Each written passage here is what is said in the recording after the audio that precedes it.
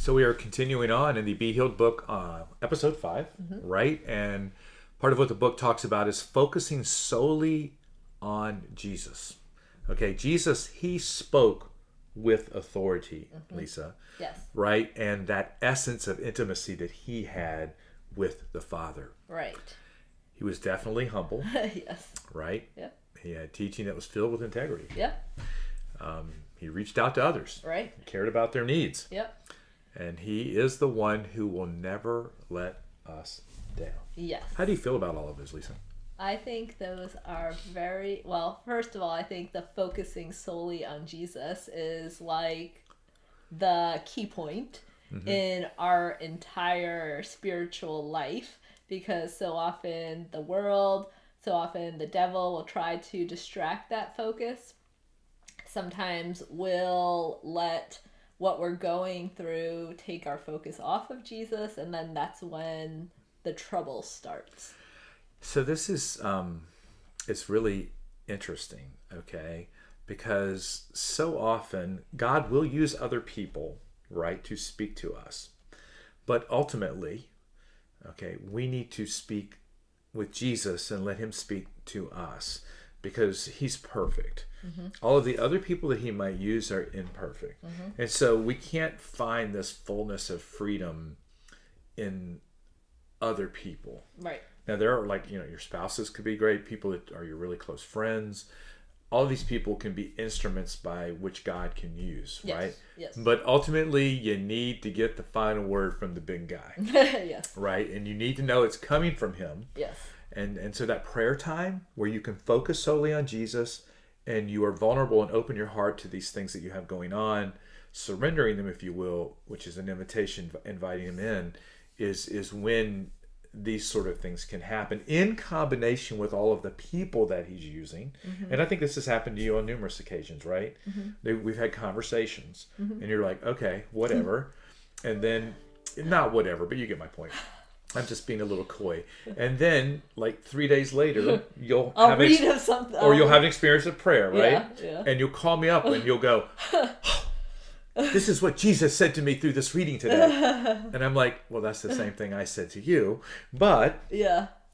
when you hear it from Jesus, it's different. Well, and I think it's true. just continuous affirmation of the message. But when Jesus is affirming it, it's got like a permanency about it. Well, yeah. I Because think he it spoke does. with authority. Well, that's what I mean. I think Right. this is what I mean. And so often, even the way we articulate, okay, so like you can have a spouse, and I experienced this just the other day, who what they're articulating is very pragmatic and all very correct, but my response to them was as well, we're not Jesus. So we can do all of these things, but we should more than anything point our spouse or someone we're trying to help toward Jesus, who is the perfect answer Yes. to whatever it is that we are going through. Yes. And so it's like this. My intentions may be completely perfect, right, for my wife or someone I really care about.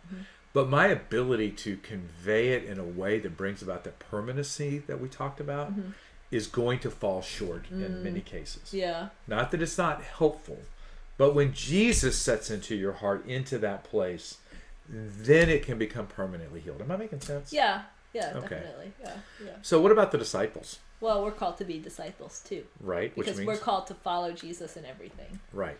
And Go ahead. radical commitment of life. Question, Drop our nets and follow him. Are you making a radical commitment to your life to Jesus?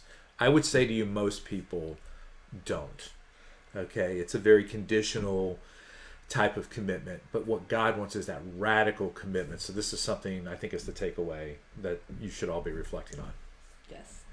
And the disciples emptied themselves of self-reliance, Yep. self-righteousness. Another radical word coming up. Another radical word, radical dependence on him. And that's what we're called to do as well. Yeah, to give up the things of the world. Yes. What a concept. Yes, and give up control. What? Do what? Give up control, people? Yeah. This is, I mean, so you kind of see here, right, that Jesus, he's the one who has the best relationship with the Father. Oh, yeah. and he is willing to go all out for us. And he wants us to radically commit ourselves to him and not to the world in any way. Yeah, and I think one thing that Jesus did whenever something of importance or something he felt like he was being called to do, what he would do is spend time in prayer. Yeah. Jesus spent more time in prayer, people. That he did in healing people. In his ministry. In miracles, yeah. Right, because he knows where the source of who he is comes from. Yes. Well, I am Deacon Dave. I am layperson Lisa. Yes, you are. See you next time. Bye.